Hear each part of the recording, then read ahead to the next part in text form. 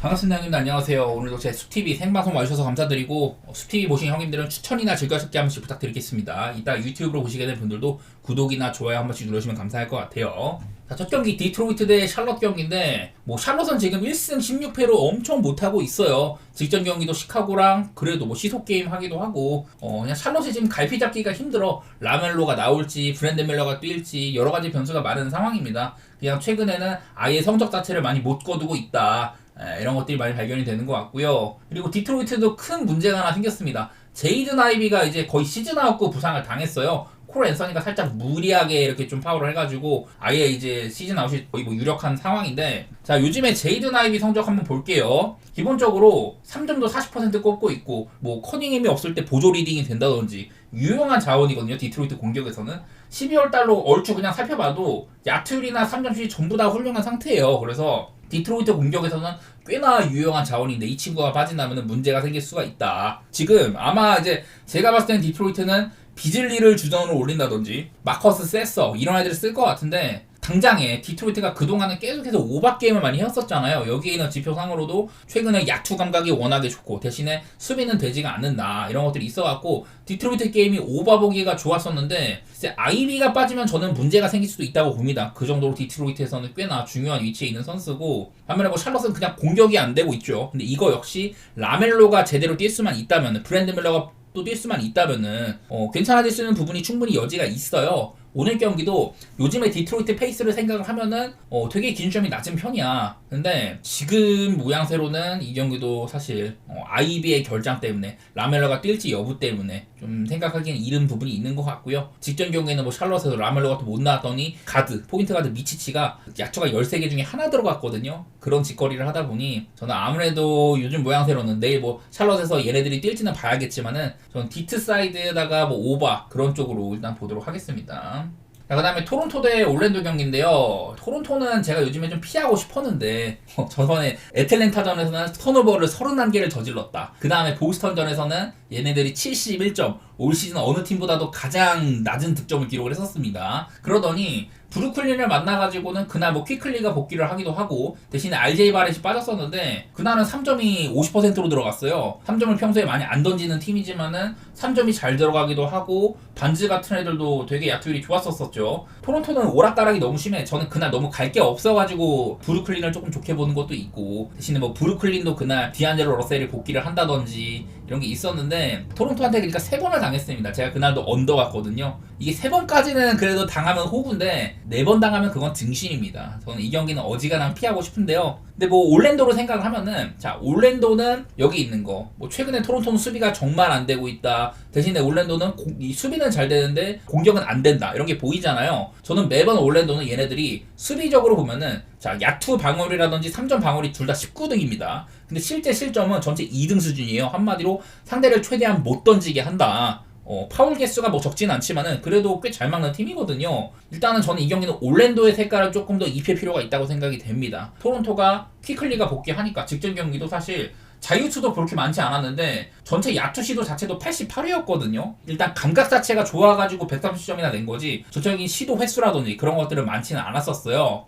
당연히 지금 올랜도는 이렇게나 결장 상황인데 이런 지경이면은 공격이 잘 될 리가 만무합니다. 물론 콜앤서니가 터진다든지 그런 날에는 잘 되는 경우도 있는데 사실 자주 있는 일은 아니고요. 더구나 이제 이런 애들이 많이 빠질 때 올랜도가 그래도 나름대로 선방을 했었거든요. 근데 이제는 7경기 연속으로 홈에서 뉴욕, 오클라호마, 마이애미, 보스턴, 마이애미, 뉴욕, 브루클린, 어려운 일정이었는데도 역전승도 많았었고 꽤나 잘했단 말이야. 근데 앞으로는 이제 원정 일정들이 좀 있거든요. 그래서 저는 홈에서의 이런 좀 버프 구간들이 끝났다면은, 원래도 올랜도는 홈에서 잘하는 팀이니까 그런 게 끝났다면은 사실 올랜도도 좀 흔들릴 것 같아요. 저는 근데 이 경기에서 좀 눈에 띄는 게 뭐냐면은, 요즘에 저는 올랜도 경기를 볼 때마다 얘네들이 좀 후반전에는 점수가 많이 안 난다. 전반에는 치고받고 해가지고 점수를 꽤나 생산한 경우들이 있는데 후반에는 조금 점수가 안 난다는 생각들을 해왔었어요. 가장 좀 최근 경기도 순서대로 한 겁니다. 얼추 이 앞쪽에 있는 마이너스 27이라면은 직전 경기 디트로이트전에서 전반전에 이제 114점이 났거든요.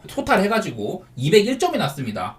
그래서 201점에서 114를 빼면은 얼추 한 87 정도도 될 거예요. 그러면은 이 114에서 87을 빼면은 몇이냐? 27이란 말이죠. 이런 식으로 전반전이랑 후반전의 득점 차이, 그거를 이렇게 좀 정리를 해놓은 건데, 후반전에 점수가 더 났던 적이 2번밖에 없었어요. 그래서 전체적으로는 올랜도가 언더 게임이 좀 많았다는 거, 전반전에 조금 주고받더라도 후반전에는 언더 템포 게임이 많더라, 이런 것들이 발견이 돼가지고 그냥 이 경기는 승패보다는 언더 쪽만 보도록 하겠습니다. 올랜도의 색깔을 좀 더 입혀볼게요. 다음 경기 뉴올리언스 대 워싱턴 경기인데요. 사실 지금 뭐 리그에서 꼴찌 팀들 간의 대결입니다. 서부 꼴찌 뉴올리언스, 그리고 동부 꼴찌 워싱턴들 간의 경기인데, 요즘에 일단 뉴올리언스는 최근에 1승 20패거든요. 21경기 동안 1승밖에 없는 셈이에요. 이런 와중에 있는데, 저는 근데 뉴올리언스를 조금 쉴드를 치고 싶은 게 뭐냐면은, 자, 뉴올리언스의 최근 그 게임 로그를 한번 살펴보겠습니다. 어지럽지만은 여기 보면은 왼쪽이 이제 뭐 시간 순서고요. 아래쪽부터 최근 경기고, 그 옆에가 이제 상대 팀이잖아요. 보면 뭐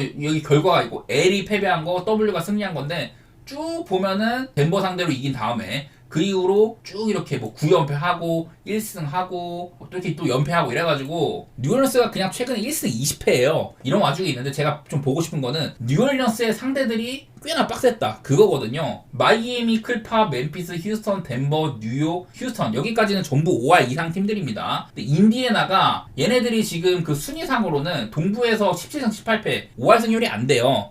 그래도 체감상 야, 얘네들이 5할 미치라고 이런 느낌이 있기는 하죠. 그래서 인디애나 꽤나 빡센 상대라는 거고, 그 다음에 세크라멘토는 별로 못합니다. 지금 서부에서도 꽤나 아래 승률을 보이고 있기는 해요. 워낙에 흔들리는 팀이고, 근데 얘네들도 기본적으로 올 시즌 멤버 구성으로는 탱킹 팀이 아니잖아요. 그냥 팀이 좀 못 나가고 있는 거고, 그 다음에 뭐 샌안토니오, 오클, 그 다음 피닉스를 잡은 적이 있는데, 피닉스는 아시다시피 지금 뭐 듀란트, 빌, 부커 이 라인업이 제대로 돌아간 적이 없습니다. 이것도 이겼지만은 상대가 워낙에 좀 빡센 팀이긴 해, 원래부터가. 그리고 뭐 애틀, 뉴욕, 멤피스, 그리고 토론토는 뭐 제대로 된 5할 밑에 팀이죠. 그 다음에 인디애나 만났었고, 골스도 있는데, 지금 골스도 승률이 겨우겨우 5할을 넘고 있는 팀입니다. 어쨌든 골스도 5할 이상의 팀이고, 클블, 댈러스, 레이커스, 이런 식으로 정말 빡센 애들만 계속 많았다는 소리예요. 제가 봤을 때는 글쎄, 나는 인디애나의 이런 안 좋은 성적들 1승 20패라고 하지만은 너무 일정들이 빡빡하지 않았나, 그런 생각들이 듭니다. 5할 승률 밑에 팀이 6번이지만은 사실 6번도 그렇게 막 쉬운 상대가 아니었었어요, 워싱턴처럼. 자, 트머삼이 이제 지금 팀에 잉그램도 없고 자이언도 없고 이러다 보니까, 얘도 초반에 부상이 있었지만은 요즘에는 거의 뭐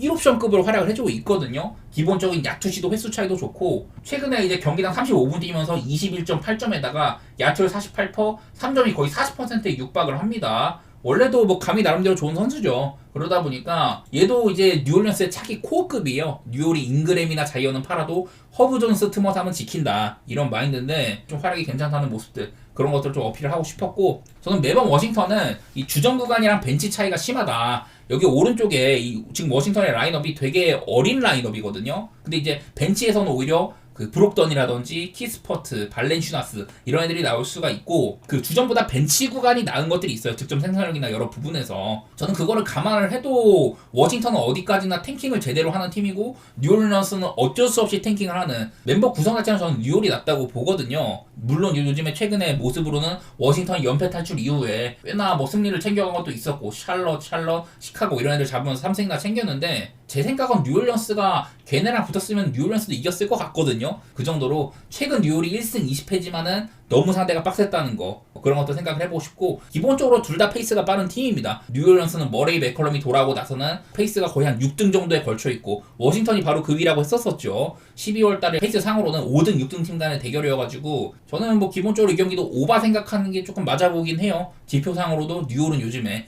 공격은 애매한데 수비가 안 되고 있고, 워싱턴은 늘 그냥 공수 양면에서 점수는 꽤나 나는 팀이죠. 페이스가 빠르다 보니까. 뉴올 사이드에다가 오바, 이게 뉴올이 6.5인 게 조금 불편하긴 한데, 전 아까 말했던 것처럼 뉴올이 이 1승 20패는 조금 이제 과장된 측면이 있다, 그런 식으로 해석해 보도록 하겠습니다. 여기 휴스턴 대 보스턴 경기인데, 휴스턴이 좀 애매해요. 저는 저번에도 아멘 탐슨이 빠지는 부분들, 여러 가지 그 수비 카테고리에서 최상위권을 달리고 있는 선수다, 그런 얘기를 했는데, 징계 때문에 또 결장을 하게 되고요. 그리고 탈이 있은 얘도 다우풀입니다. 못 나올 가능성이 높은데 그 휴스턴은 늘 얘네들의 세 가지 장점이 상대보다 더 많은 공격을 한다. 그리고 수비가 좋다. 벤치 구간이 강력하다. 이런 얘기들을 했었는데 그 벤치에서 아멘 탐슨이랑 이슨이 나올 때 상대를 수비적으로 확 잡아먹고 스타일을 벌리는 구간이다. 이런 얘기를 많이 했잖아요. 내일은 근데 둘 다 빠지는 셈입니다. 그리고 족 랜데일 이 친구도 저는 쓰임새가 상당히 좋다고 생각을 하거든요. 나는 랜데일이 없는 것도 아쉬워. 그래서 내일은 휴스턴은 보스턴보다는 마이너스가 좀 있다고 생각을 해야 됩니다. 아직까지 보스턴이 오늘 경기는 제일런 브라운이 뛸지 포르징스가 뛸지 이런 것들 애매하다고는 하지만은 브라운이 그렇게 막 심각한 부상이라는 이런 소리는 못 들었거든요. 일단은 뭐 퀘션으로 나와 있기도 하고 내일은 아무래도 보스턴이 조금 더 라인업상으로는 괜찮을 수가 있기는 해요.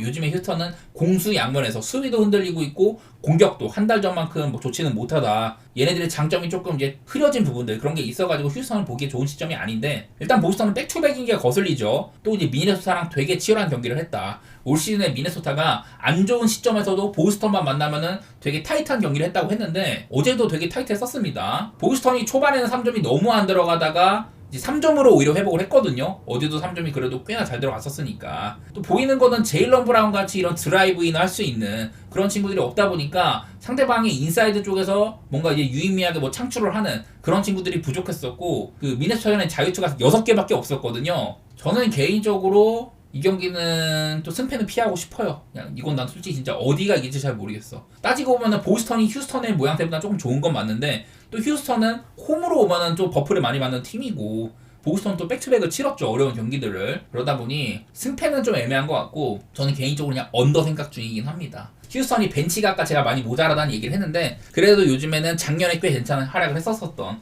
캠 휘트무어가 얘가 이제 막 G리그까지 내려갔다 오기도 하고 부상 때문에 좀 결장이 많았었는데 최근에는 모양새가 이렇습니다. 유의미한 출전 시간을 받고 뭐 야투율 50%, 3.44% 정도로 꽤나 잘해주고 있거든요. 저는 휴스턴도 꽤나 이렇게 비빌만한 여지가 있다고는 봅니다. 애들이 많이 빠졌어도. 저는 이 경기는 언더 정도만 한번 생각해 보도록 하겠습니다. 어려운 경기 같아요, 되게. 자, 그 다음 경기 더 어려운 경기입니다. 오클 대 뉴욕. 지금 사실 서부 1등을 떠나서 오클라호마는 NBA 전체 1등급이죠. 그리고 뉴욕은 지금 동부 3위인데 요즘에 되게 폼이 좋은 팀들입니다. 자, 이 뉴욕 닉스 최근에 8경기 동안 8승 0패를 달리고 있다. NBA에서 타이 기록이라고 합니다. 최근에 8경기 폼으로는. 그리고 디펜시브 레이팅 전체 2등, 오펜시브 레이팅 3등, 공수 양면에서 단단하다는 거고 리바운드 비율 2등, 그 상대 이제 페인트 존 안에서의 득점 전체 2등, 인사이드 공격이 좋다는 소리죠. 마무리랑 상대의 세컨 찬스를 두 번째로 잘 봉쇄를 하고 있다. 리바운드 비율이 좋기 때문에 이거는 이렇게 보일 수도 있는 거죠. 그래서 여러 가지 이런 면모상으로는 뉴욕이 되게 좋게 지키고 있다. 대놓고 그냥 뉴욕은 요즘에 잘하고 있습니다. 근데 문제는 여기 맨 위에 있는 거 최근 8경기 8전 전승이라고 하는데 이게 타이 기록이라고 되어 있잖아요. 이 기록을 하고 있는 팀이 바로 오클라호마입니다. 뉴욕도 잘하고 있는데 오클라호마는 지금 13연승 중이에요. 중간에 한번 이제 그 NBA 컵 대회 결승에서 미러키한테 박살난 게 있지만은 그 경기는 이제 정규 시즌 외의 경기고 그거를 제외를 한다면은 13연승을 달리고 있는 중입니다. 오클은요. 그리고 백투백인데 오클이 올 시즌 오클은 백투백 5승 0패라고 하더라고요. 더구나 요즘에는 얘네들이 전반전에 조금 삐리 하더라도 3쿼터 들어서 확 그냥 벌려버리는 추격을 해버리는 그런 것들이 너무 많이 눈에 띕니다. 요즘에 오클의 3쿼터는 뭐 옛날 이제 골스의 3쿼터가 생각나는 거의 뭐 그런 수준인데 자, 내일도 이제 오클라호마는 결장이 꽤나 있기는 해요. 근데 뉴욕에서는 직전 경기 때 제일런 브런슨이 좀 빠졌었습니다. 발목 쪽에 문제가 있다고 들었는데 그 경기를 빠졌고 그래도 유타를 무난하게 잡았었죠. 사실 그 경기는 이 브런슨이 빠지면 원래 이 듀스 맥브라이든 선수가 주전으로 올라가는데 맥브라이드까지 갑자기 경기를 앞두고 빠졌었어요. 그래서 페인이 아마 좀 더 뛰었던 걸로 생각을 하는데 뉴욕도 여전히 이 가드 포지션 쪽에서 문제가 발생할 수는 있다. 오히려 뉴욕이 조금 더 결장 변수가 있는 편이기는 해요. 어쨌든 간에 이 경기는 둘 다 요즘에 너무나도 잘 나가고 있고 쉽사리 예측이 어렵다. 그런 모양새인데 자, 오클라호마는 얘네들의 가장 큰 장점은 앞선 수비라고 했잖아요. 지금도 각종 수비 지표가 최상위권에 찍히고 공격은 그냥 애매해. 대신에 뉴욕은 요즘에 수비는 사실 뭐 7경기나 봤을 때는 아까 봤던 것보다도 그냥 조금 애매하게 있는데 공격은 여전히 잘 되고 있습니다. 근데 이제 오클라호마 같은 경우는 본인들의 야투 시도보다 상대를 얼마나 억제를 했냐. 서로 간의 슛 기회의 마진을 보면은 오클은 상대보다 7.6회를 더 던지고요. 뉴욕도 상대보다 4.3회를 더 던집니다. 그렇게 상대를 최대한 못 던지게 하면서도 본인들이 챙길 거는 챙기는 이런 팀들 간의 대결이라고 할 수가 있는데, 아까 제가 말했던 오클의 큰 장점, 앞선 수비가 이 뉴욕한테는 조금 애매할 수가 있어요. 턴오버 상으로 오클은 리그에서 가장 턴오버를 안 저지르는 팀이거든요. 근데 이 뉴욕도 세 번째로 턴오버 관리가 잘 되는 팀입니다. 오클만큼 뭐 앞선 수비가 좋아갖고 스트레스가 높게 찍힌다든지 그런 건 없지만은 뉴욕도 상대방의 압박 같은 것들을 잘 대처하는 팀이라고 할 수가 있어요. 물론 이것도 브런슨이 못 나오면 문제가 될 수가 있다. 그런 건 있는데, 제 개인적인 관점에서는 나는 이거 뉴욕 아니면 오클 중단할 팀이 없어 보이거든. 엄밀히 말하면 지금 뉴욕은 9연승입니다. 제가 아까 보여드렸던 거는 유타전이 포함이 안 됐는데 지금 뉴욕은 9연승이에요. 9연승. 둘 다 최고의 폼을 가진 팀들 간의 대결인데, 오클이 홈이긴 하지만은 저는 백투백인 게 조금 신경 쓰이긴 합니다. 클리퍼스 상대로 무난한 게임을 했다지만 이것도 초반에는 뒤처지다가 3쿼터 때 역전을 했던 경기거든요. 그러다 보니 오클 역시 체력 소모는 꽤나 있었고, 뉴욕은 뭐 그래도 하루 쉬기도 하고 유타한테 또 무난하게 승리를 했기 때문에 저는 이거는 뉴욕이 아니면 오클을 잡을, 오클의 연승을 중단할 팀이 없다고 생각을 하거든요. 제가 사실 뭐 뉴욕을 조금 좋아하는 것도 있고 개인적으로는 뉴욕의 프렌이나 언더 이렇게 보고 있는데, 주관적인 면들이 많이 반영된 거라고 생각해주시면 좋을 것 같아요. 오클은 여전히 강하긴 강합니다. 뉴욕이 아니면 누가 오클을 한번 중단시키겠냐, 그런 마인드여가지고 일단은 저는 뉴욕의 프렌 5.5 정도면은 괜찮아 보여요. 접전 가능성도 있어 보이고, 그리고 언더 이렇게 보도록 하겠습니다. 자, 댈러스 대 클리블랜드 경기 보면요, 솔직히 이거는 요즘에 폼상으로는 클리블랜드를 보는 게 맞아 보입니다. 클리블랜드 요즘에 워낙에 무섭죠. 저는 늘 이제 케니 애킨슨 감독이 클리블랜드 와가지고 유기적인 오펜스를 이식을 했다.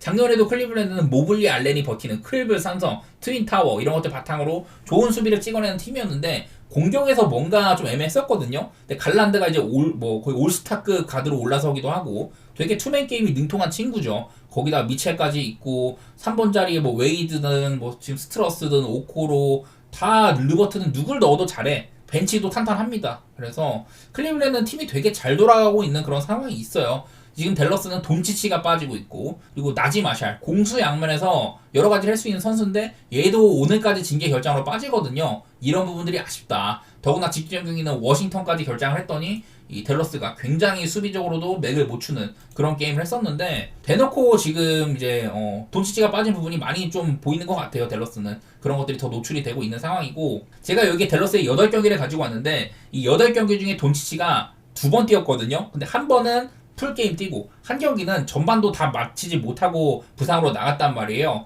그래서 최근 8경기 동안 댈러스가 조금 이제 돈치치에 대한 영향력들 그런 것들을 많이 받았었는데 없는 경기가 대부분이었었죠. 보니까 일단 공격이 많이 안 되는 게 보이고, 그전에는 댈러스에서 돈치치가 없을 때 어빈과 아이들 모드로 잘 나갔을 때가 있었습니다. 근데 요즘에는 그렇지 않다는 거거든요. 엄밀히 말하면 요즘 댈러스는 사실 좋은 분위기는 아니다. 최근 8경기 동안 뭐 3승 5패이기도 합니다. 반면에 클리블랜드는 최근에 8연승 중이에요. 공수 양면에서 최고다. 수비까지 좋게 지킵니다. 시즌 내내 공격은 꾸준히 좋게 지키고 있는데 수비까지 요즘엔 괜찮은 그런 시점이어가지고 저는 이거는 뭐 클리블랜드 사이드 보는 게 큰 무리는 없다고 생각을 해요. 다만 이제 또 6.5라는 꽤나 빡센 기준점. 왜냐면 이 댈러스라는 팀이 작년에 괜히 파이널에 오른 게 아니거든요. 경쟁력이 있는 팀이고, 워싱턴이 복귀를 한다면은 수비적으로도 좀 클리블랜드를 괴롭힐 수도 있고요. 대신 나는 얘네가 뎁스상으로 물론 이제 뭐 돈치치나 뭐 이런 애들이 있을 때는 괜찮지만은 막 벤치 구간에서 디미디, 그라임스, 하디, 클레버, 특히 뒤쪽에 있는 하디나 클레버 이런 애들이 나오면은 좀 기대 이하긴 하거든요. 그런 부분들 때문에 주전이든 벤치 구간에서 클리블랜드가 앞서는 부분이 있겠다,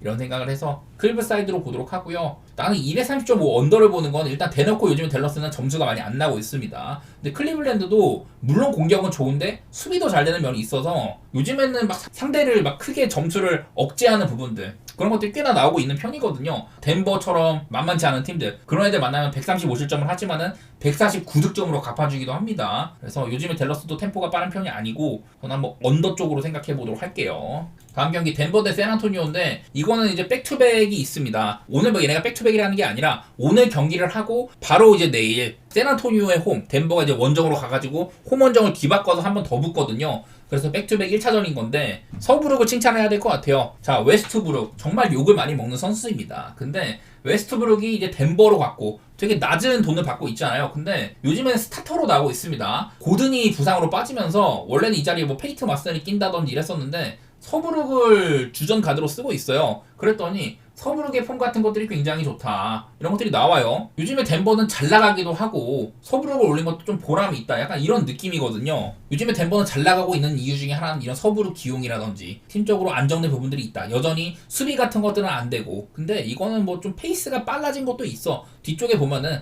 야투 방어이나 3점 방어 자체는 꽤나 괜찮은 편이 있거든요. 덴버는 제가 늘 이제 12월달 들어서는 전체 페이스 2등 찍기도 하고 멤피스 다음으로 그 정도로 빠른 농구를 하고 있는데, 그 배경에는 이 서브룩의 주전 기용, 그런 것들이 깃들어 있는 것 같다, 이런 말씀을 드렸고요. 그 다음에 이제 샌안토니오는, 자 여기 뭐 보면 수비 지표가 상당히 좋습니다. 최근에 8경기 동안 뭐 야투 방어, 3점 방어 전부 다 최상위권으로 찍혀요. 그래서 요즘에는 샌안토니오는 공격보다도 수비로 말하고 있다, 이런 것들이 보이는데, 자 근데 여기에 있는 거는 살짝 맹점이 있는 게, 최근에 8경기 동안 만난 상대들이 미네소타, 애틀랜타, 포틀, 필라, 뉴욕, 브룩, 미네소타, 클리퍼스. 따지고 보면은 여기 중에 애틀랜타 마고는 죄다 언더템포 팀이거든요. 언더템포 팀인 것도 그렇고 공격에 크게 뭐 장점이 없는 이런 애들도 몇 명 있어요. 뉴욕 정도 말고는. 그래서 저는 약간 이 샌안토니오의 최근 8경기 지표는 너무 좀 언더팀만 만났다든지 공격이 좀 약한 팀들, 그런 애들을 만났다고 생각이 돼가지고 이건 조금 뻥튀기가 된 게 있는 것 같아.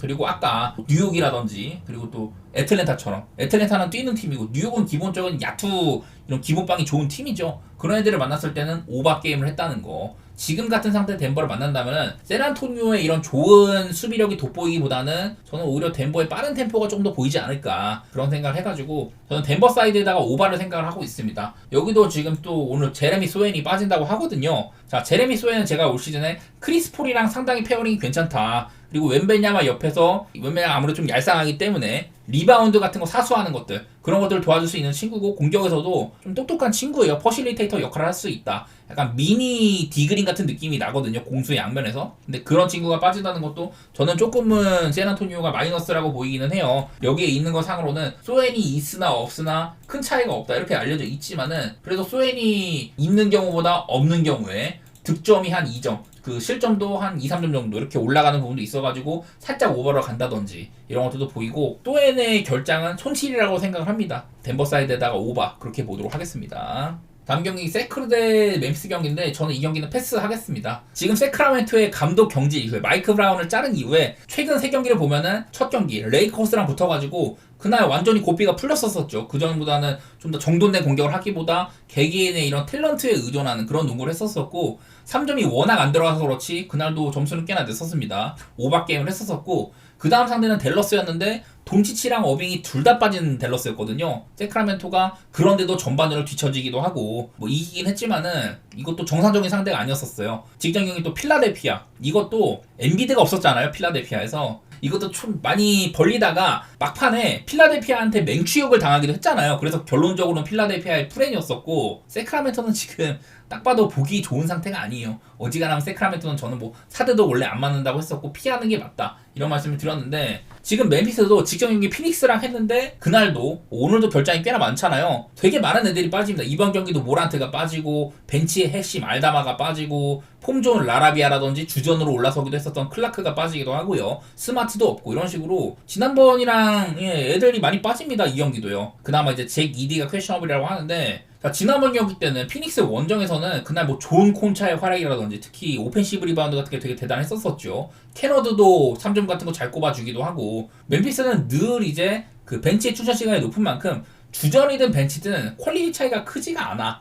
그런 팀이어서 애들이 많이 빠졌는데도 올 시즌의 기조를 잘 유지를 해서 피닉스를 잡아냈다, 그런 것들이 보였었거든요. 그래서 오늘도 흔들리는 세크라면 멤피스가 해볼만도 합니다, 충분히. 그리고 올 시즌에 한번 맞대결이 있는데, 이때 115 대 110으로 멤피스가 이겼거든요. 근데 기준점이 243이었는데 점수가 되게 안 났어요. 초반에 난 거 비해서는 후반전에 너무 안 났었는데, 이날은 대충 보니까 기본적으로 세크라멘토는 일단 뭐 드로잔이 부진하기도 했었고, 팍스도 3점이 하나도 안 들어갔습니다. 이거는 뭐 세크는 전반적으로 그러니까 안 좋았다는 거거든요. 근데 이제 멤피스에서는 세크라멘토보다 공격 횟수가 확연히 적습니다. 80번밖에 시도를 못했고요. 세크라멘토는 이날 98번을 했단 말이야. 종합적으로 18번이나 더 많은 공격을 했다. 딱히 뭐 멤피스가 자유투를 더 많이 얻어낸 것도 아니고 세크가 오펜시브 리바운드랑 뭐 스틸 이런 부분에서 공격 의지를 꺾어놓은 경기였었거든요. 또 물리적인 횟수 차이는 세크가 많았는데 야투 퀄리티 때문에 패배를 한 겁니다. 이날도 사실 모란트 같은 애들 야투 13개 중에 2개 특히 아마 퇴장당했거든요. 4쿼터 막판에. 그랬는데도 이 경기를 뒤집기도 하고 이런 것들을 보니까 그냥 가기가 싫습니다. 올 시즌 맞대결이라든지 최근 세크 폼이라든지 멤피스의 결장 상황이라든지 가기가 싫은 경기예요. 저는 이 경기는 패스하도록 할게요.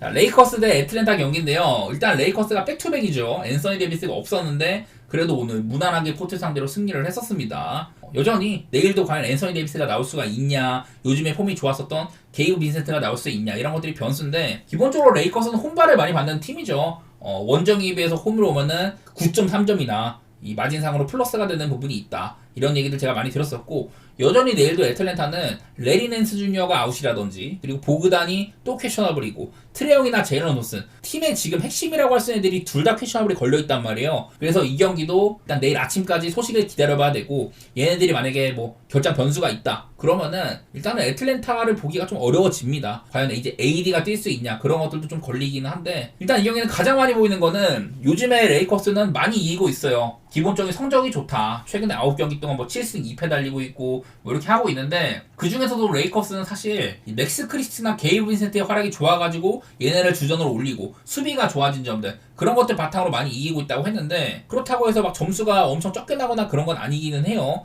기본적으로 그냥 공격이 좋아지고 수비도 좋아졌다. 공수 양면에서 좀 발전된 형태 이런 것들을 보이고 있는 와중에 있는데요. 이게 애틀랜타가 확연하게 오바팀의 면모가 많이 보이죠. 공격에서는 이 세 가지 카테고리 전부 다 5손가락 안에 들고 수비적으로는 세 가지 카테고리 전부 아래쪽으로 5손가락 안에 들고 있거든요. 이러다 보니 그냥 이 경기는 오바가 제일 맞는 것 같긴 하다. 레이커스 상대가 뛰면은 발을 맞춰주는 팀이거든요. 막 세크라든지 디트로이트 이런 애들이랑 했을 때 좀 맞춰주고 그래가지고 전 일단 오바가 그래도 나아 보이기는 해요. 레이커스 요즘에 수비가 괜찮아졌다고 한들 애틀랜타의 물리적인 공격 횟수를 무시할 수는 없겠다. 당연히 이것도 트레형이 빠진다든지 제일런 존슨이 빠진다. 그러면 변수가 있을 수는 있겠는데 아직까지는 퀘스처너블이고 일단은 231.5면은 저는 오바 보는 게 맞아 보이긴 해요. 애틀랜타도 종종 이제 최근에 그 얘가 저 7경기 가지고 온 것 중에서도 가끔 언더가 나는 경우가 있거든요. 근데 그때는 막 3점이 31개 중에 9개 들어가고 40개 중에 9개 들어가고 이럴 때가 아니면 어지간해서는 점수는 좀 많이 납니다. 애틀이 3점이 크게 고장나는 게 아니면은 들어간다고 생각을 해가지고 뭐 요즘에는 이렇게 뭐 3점슛 성공률 같은 게 전체로 보면 괜찮은 편이에요. 저는 오바라든지 결장 변수 생각해가지고 뭐 레이커스 사이드 보는 거 큰 무리는 없다고 생각이 됩니다. 올 시즌에 얘네들이 맞대결을 했을 때도 사실 이때는 레이커스의 폼이 굉장히 안 좋을 때였거든요. 근데도 이날 애틀랜타를 상대로 르브론이 39점을 박았습니다. 이거 솔직히 좀 세탁이에요, 세탁. 경기 내용은 솔직히 말해서 좋지가 못했었고 앤서니 데이비스가 되게 잘했었죠. 전반적으로 레이커스는 다른 날보다 괜찮은 날이었었는데 애틀랜타는 이 경기가 조금 지고 들어갔지만 결국엔 연장에 가가지고 승리를 했잖아요. 트레이 형도 별로였었고 전체적으로 그냥 오락가락 했는데 이 윙자원들의 힘 같은 거 그런 것들이 많이 보였었습니다. 어쨌든 레이커스가 지금같이 좋은 모습이 아닐 때에도 애틀랜타 상대로는 꽤나 간만에 좋은 경기를 했었던 셈이고 그리고 뭐 이렇게 경기도 좀 점수가 많이 났다는 것들 이런 것들 고려를 하면은 양 팀의 색깔은 좀 많이 보이는 것 같다. 그럼 레이커스 사이드에다가 오바 요즘에 레이커스가 상승한 부분들 그런 것들을 조금 더 신경 써보도록 할게요. 축구 유벤투스랑 AC 밀란이 수페르코파에서 붙어요. 또 사우디 중립구장이라는 얘기를 많이 들었는데 작년부터 해가지고 4팀을 초청을 합니다. 리그 우승팀, 준우승팀, 코파 이탈리아 우승, 준우승 이렇게 4팀을 초청을 해가지고 준결승부터 해서 결승까지 하고 하는데 이번 경기를 앞두고 밀란은요 폰세카 감독을 자르고 세르지우 콘세이상 감독을 새로 임명을 했습니다. 또 이제 유벤투스에서 뛰는 프란시스코 콘세이상 아빠기도 해요. 부자 맞대결입니다. 뭐 이번 시즌의 맞대결에서는 한번 이때가 언제냐면은 A매치 휴식기 치르고 바로 다음 경기예요. 좀 에너지가 빠질 대로 빠진 상태에서 붙어가지고 0대0 무승부였습니다. 이때 당시에 밀란은 퓰리시치가 에이스 모드일 때였는데 미국에서 되게 많이 굴리다 보니까 교체로만 나왔었고 유벤투스는 부상이 많아가지고 아예 센터포워드가 없었거든요. 블라우비치도 없었고 뭐 밀리크라든지 이제 뭐 니코 곤잘레스 이런 애들 전부 다 부상이었는데 유벤투스는 요즘에 시즌 초반에는 리그 내 어느 팀들보다도 점유율, 주도권 지는 축구 이런 것들이 잘 됐었고 잘 안 졌습니다.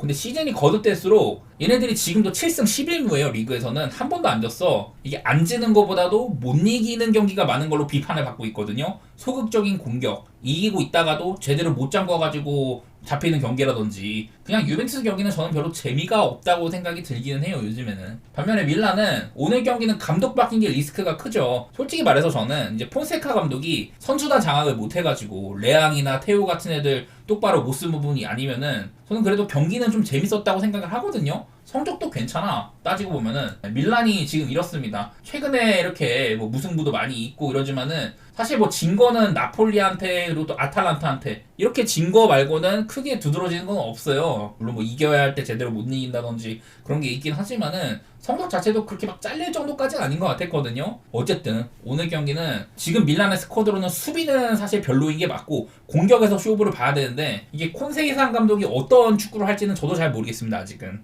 감독 바뀌고 첫 경기이고 오늘 경기 또 이제 예상 라인업 상으로는 또 이제 레앙이 없거든요. 레앙 자리에 히메네즈를 배치를 한다든지 베나세르 얘도 부상에서 신음을 하다가 간만에 올려 쓰는 거란 말이죠. 이러다 보니 선발로 쓴 지 얼마 안 된 애들이 다수 포진한 거라든지 이래가지고 밀란 쪽이 좀 더 변수가 있다고 생각을 합니다. 이 경기도 어느 한쪽의 우세를 막 쉽게 점치기는 어렵다고 생각이 들고요. 굳이 따지자면 저는 그래도 유벤투스가 살짝이라도 위에 있지 않아 싶기는 한데 베팅하기 좋은 경기는 아니에요. 어제는 제 예상보다 예상 라인업보다도 아탈란타가 힘을 많이 뺐고 상대 전적상으로도 인터밀란을 좋게 볼 게 많이 있었는데 그거보다도 오늘 경기는 더 어렵다 생각이 듭니다. 그냥 고배당 쪽으로 무승부라든지 유벤투스의 햄무 그런 쪽으로 보는 게 옳지 않을까 이런 생각을 해보도록 하겠습니다.